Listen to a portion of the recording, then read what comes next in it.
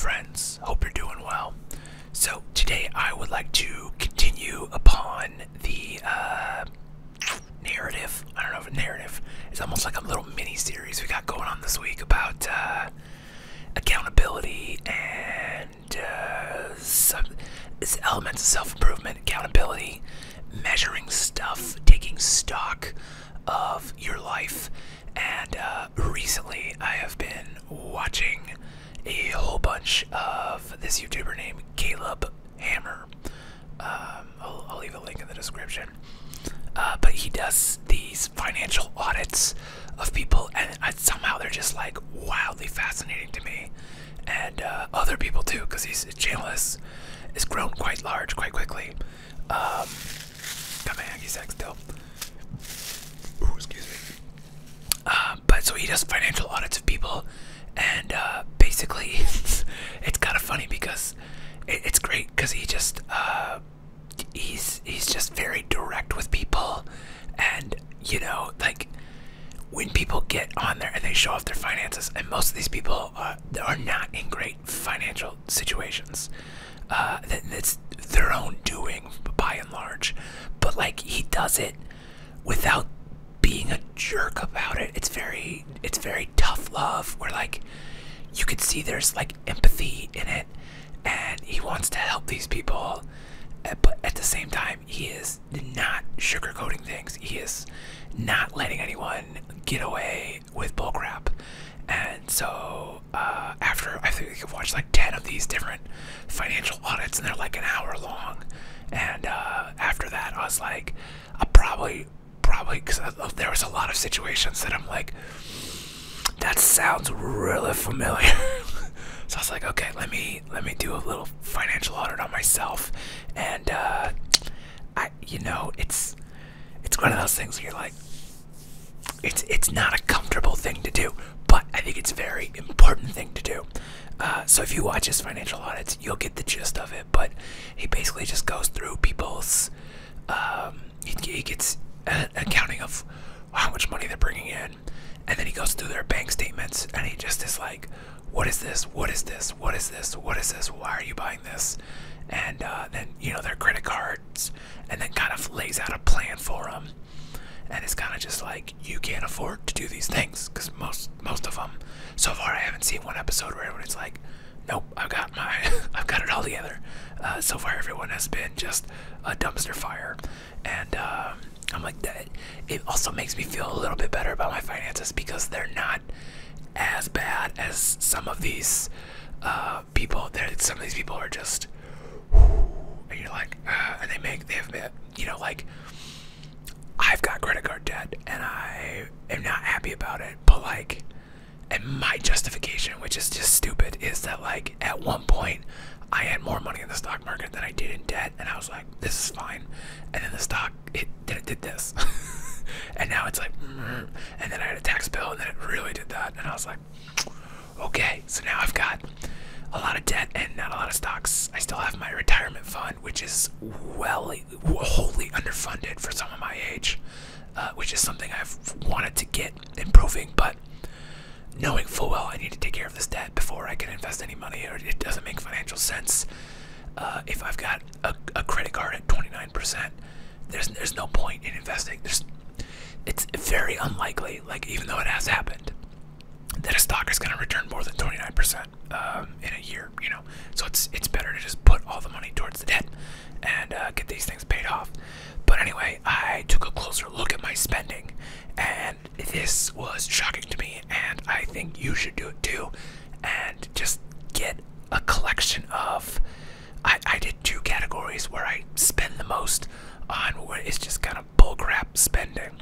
And those 2 categories are going out for coffee, which is mostly the girlfriend's influence, and me trying to treat her, because I don't really drink coffee that much unless I'm with her. But I like to be the man and treat my girlfriend like a princess, and she loves coffee, so we go get her the coffees. And also stopping at gas stations for beverages, that's all on me for the most part. And to be fair, some of these numbers include actually getting gas, but most of the time I have like a gas card that gives me gas benefits. I put all my gas on that, so almost all the gas is going on that card, which is paid off regularly. Anyway, so I just did 3 months, the last 3 months, because I feel like in the last 3 months is kind of like a good representation of how things are going. There was 1 month where I was super broke. There was 1 month where I was flush with cash, and then there's this month where I'm consciously trying to be better, and that's what we got so far. So, starting in April of 2023, I stopped at gas stations, coffee shops, or ate out 38 times, which is just, that's so many. And you're like, it's that many, and you're like, yeah, that's more than once a day. Like, bro, come on. Like, you're worried about debt, you're worried about your finances, and I went out 38 times. And so I stopped for coffee or gas station snacks, drinks, to the tune of $218.16, which is like, that's almost as much as like all the utilities. Like, well, I take that back, because internet's like 100, power's like 100-ish, and then gas is almost nothing in the summer. But yeah, I mean, it's not that much less. And then in the eating out arena, I spent $449.12 eating out, fast food, restaurants, which, you know, some of that is date nights. And you're like, okay, oh, you gotta go on dates, you know, like you gotta keep things fun. But like, that is a lot more than I would have thought. And that was in April when I was super broke and I was like, I don't have any money. And I was like, you don't have any money? This is almost $700. Like, you spent almost $700. Like, that's why you didn't have any money, idiot. And then getting into May, where I got paid a bunch of checks, and I was like, I finally felt like I had money for like the first time this year, because it's been a slow start. So I went a little off the rails, and I went out for coffee, stopped for beverages, and ate out 54 times. That's almost twice a day, every day. And it's, ooh, boy, we spent at coffee shops and gas station beverages $244.85, which is, that's monstrous. And then for eating out, fast food restaurants, etc., $641.13. So you're like, that is close to $1,000 just on sugar water and burritos, like, and really fancy chicken sandwiches. But like, boy, and if we add in like grocery store stops, that number might go up a little bit. Like grocery stops to the grocery store just to buy like a ready-made meal. I guess that didn't happen that many times. I bought sushi once. There's a grocery store near us that has really good sushi, and that was probably like $40. So with that, you know, it's over $900, and you're like, but, and then it's like, why can't I afford a house? Like, oh, this is why. Right there, because I spent $900 on sugar water and fast food. Like, yeah, no wonder I can't buy a house right now. I'm being stupid with my money. So then June, this month, I'm being conscious about spending a lot more, which I think that's how I got down the rabbit hole, found Caleb, and got, you know, more little invigorated on this, especially because I've been broke and now I'm getting money, and I'm like, okay, let me figure this out, because I don't want to feel broke again. Like, that sucked, and I still feel on shaky ground. Like, the money's coming in, which is good, and the work is ramping in, which is good, but it's like that same scenario is gonna happen again next January. So how do I fix that? Especially because at the end of May, I got my big YouTube channel got demonetized for reused content, whatever that means.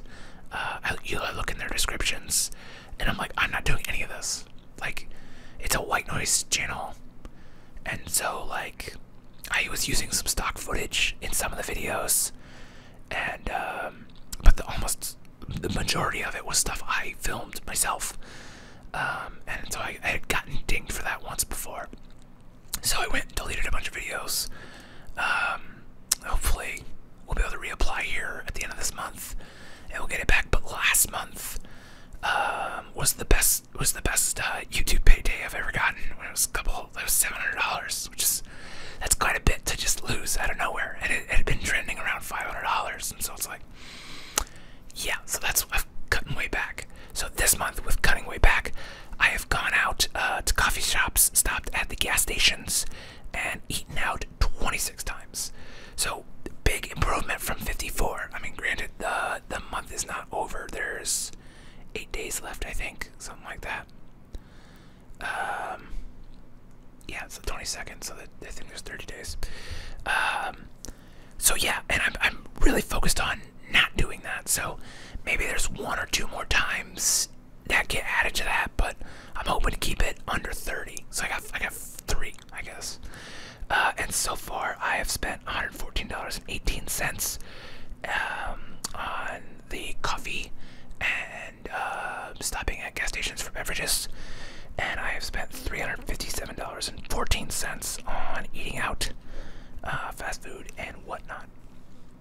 So it's like, whew, you put those numbers together, like, just eating out, that's a month of rent. And then in the coffee and the beverages, like, that's all my utilities for probably 2 months. And you're like, boy, like, that's like, no wonder I can't afford anything. And then I went and looked under, if you go on your credit cards, you can see the year-to-date interest and the year-to-date fees and stuff. And then I also went and looked at, like, subscriptions I was paying for, but, like, really wasn't using. And so the year-to-date, because I missed a couple payments when I was super broke, and I got late fees for those, I have paid almost $300 in fees and membership benefits and subscriptions for things I'm not using. So that's just money that's just flushed. $300, like, but like, it's 6 months in, you know, that's what, $50 a month just flushed down the toilet on stupid stuff like Nintendo Online, which I've used like 4 times, but I've been paying for like the last 2 years, which, you know, it's like, I can't. And then I went and canceled it. You know, I went and canceled all that stuff. And I'm like, okay, we gotta pay these on time. No more late fees, because that's just stupid. And then the interest, I did the math on the interest that I've accrued on my credit cards, and it is almost,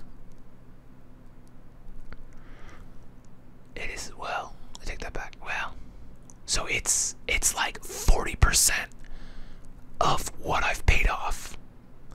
What I've given to the credit card companies, about 40% is back on the cards. Like, I don't even want to say the number because it's embarrassing. And it's like, that is so, like, anytime, you know, like, thinking about, like, if I had no credit card debt, if I had, when my stocks were here and my debt was here, and I just sold all this and then negated that and then just bought back, I'd be ahead. And it's just like, oh man, it's frustrating. And I'm just like, I need to put on my poop in a group. That's my I'm saying that. I'm trying not to swear as much. Trying to get it all in there and put it together, and like seeing these actual numbers. So do the math, audit yourself, and get the numbers for yourself, and be like, how much am I spending on bullshit? I said a bad word. I think you get 1. PG-13 rules, right? And actually take account of like where actually is your money going. Like, do the math, do the CPA stuff, and, you know, set up a budget. I know that's hard, and I don't know if I'm gonna set up a budget. I probably should, but like, that doesn't jive very well with my ADHD. And it's like, I'm hesitant to set up a budget because I know that there's a high chance I don't follow it, and then I will be frustrated with myself even more because I'll have known I'm doing the wrong thing and have done it anyway. And so my solution at this point is more of a James Clear sort of situation. James Clear, the author of Atomic Habits, talks about identity shifts and how, you know, it's instead of being, you know, like I'm trying to quit smoking, saying I'm not a smoker, I don't smoke. And so it's like, for me, that manifests as like, I don't buy food from gas stations. I don't buy, you know, food or drinks from gas stations, period. And it's like, okay, now if I want to go grab and go, you know, I have to go find a grocery store, because it's probably cheaper. Not always, but, you know, sometimes it's cheaper. Or I have to carry the stuff myself, get it from home, bring it from, you know, buy it at the grocery store, have it here, drink more water, have the packet drinks in my bags, so that way, you know, because you can always fill up water bottles pretty much anywhere. And then you get the flavor packets, and then you can still get your caffeine, you still get your tasties. So there's that, and then I'm leaning towards having an identity shift, being either being like, I only eat out, you know, at like these select restaurants, which could backfire because then I might just be like, well, I don't feel like cooking, so I'm gonna definitely spend $50 eating out. Or if it's more of a thing of like, I don't eat at places that have drive-thrus, you know, that could be something. But then again, you're definitely spending more money then because of that. So I don't fully know what that is. I know I need to get back on cutting out red meat, and that alone knocks off a lot of places I could go and things I would want to eat. So it's kind of like, maybe that I need to do that and be like, I don't eat red meat, and that just negates a lot of fast food right off the jump. Or just saying I only eat takeout burritos because burritos, you know, eating at Chipotle and the local Mexican places, it's a lot cheaper than going to Five Guys or going to Chick-fil-A or, you know, any number of these, even Taco Bell's. It's gotten, you know, 2 people, it's like $30, and it's like I can go to Chipotle for less, and Chipotle's way better. Or I can go to the local Mexican place and it's like $20. It's like, why am I not just doing that? So yeah, that real eye-opening day for me on why I can't afford a house. Because it's like, if this trend has been going on for the last, I don't know, since I moved in with my girlfriend 2-3 years, and it was probably worse before she moved in with me because I was probably going out even more because I know I wasn't cooking that often. Well, actually, there was a bit there during the pandemic. I really was cooking at home a lot. Especially because I had just got diagnosed with diabetes, and I was like real focused on getting my numbers down. But getting back into that, getting back into cooking things, especially cheap things, like, and figuring out, you know, I've figured out a little bit about cooking, things I like to eat, things that are easy, things that are relatively healthy, relatively inexpensive. Definitely, like, we've been eating, we've got this garlic mac and cheese that we get, and we cut peppers into it, and we get asparagus, which Costco, you get 4 servings for like $6-7, and then frozen fish fillets, which work out to be, you know, $2-3 a serving. So you're talking like $2-3 for that, $1 for that. You know, the mac and cheese is probably $2, so it's like $1 a serving. So you're talking, you know, for 2 people, it's under $10. It's like, that's $20 cheaper than going to Taco Bell, like that right there. And you multiply that times 90 meals or whatever, and it's just like, that's massive savings. Like, obviously, I'm not going out 90 times, but you get the idea. And then, like, there are meals I eat that are substantially cheaper than that, you know, where you just I do like burritos at home, and like, I haven't priced out what a burrito costs, but I just do like chicken.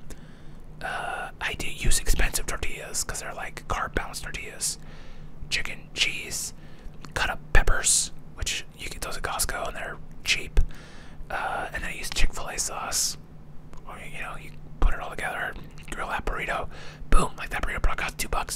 cheaper than buying the $10 burrito at Chipotle or whatever it costs. So that's my biggest vice, is eating out and stopping at gas stations to get the sugar water. Although I drink 0 sugar everything, so with the exception of Gatorade, Gatorade has this like electrolyte Gatorade that I like a lot, and it's got some sugar in it, but it's not as bad as the regular Gatorade. So, but it definitely works as far as hydration. I don't know if it is in the mental, but like I could physically feel the difference because, you know, the diabetes. I'm going to the bathroom all the time, so like this is nice to have.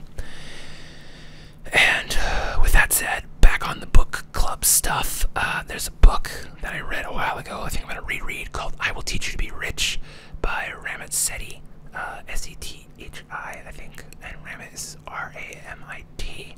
It was a great book when I read it 5-6 years ago. I think I'm going to give it another go. A big thing, I like his advice because it's very geared towards irrationality of people. Like, people are inherently irrational and it's hard to make a budget, and so he talks about like you need to budget the things you don't care about so you have more funds to spend on the things you do care about. So it's like, if you don't care about, you know, fancy looking nice, like, don't spend $100 to get your hair cut, don't spend money to get your nails done, don't spend all this money on fancy makeup, get the basic stuff. And like, similarly, if you're really into Warhammer, if you just buy 10 black t-shirts and, you know, 3 pairs of jeans, you're set, and, you know, you could spend all your money on your Space Marines. Ta-da. And so like, you're like, okay, like, that's, these guys over here are telling me about avocado toast, but I don't eat avocado toast, so I don't know what they're talking about. You're like, yeah, no, okay, this, I want to listen to this guy. So that's my book recommendation. There's an Audible version of it. And speaking of saving money, download the Libby app. I finished a book called Who Moved My Cheese. You go to the library, get a library card, download this app. If your library participates in it, I think most of them do, probably. I don't know, mine does. And get the audiobook. Can I get that audiobook of that? I have it on Audible, but let me see if that's on there. Search. I will teach you to be rich. Boom. Yeah, they have it. It's this one. Focus. Ta-da. Get that book. You can get it. Download it off the library. Borrow it from your library. And listen to what that guy says, because he's way smarter about money than I am. Obviously, because I just showed you that I am dumb with money. But I'm not going to be anymore.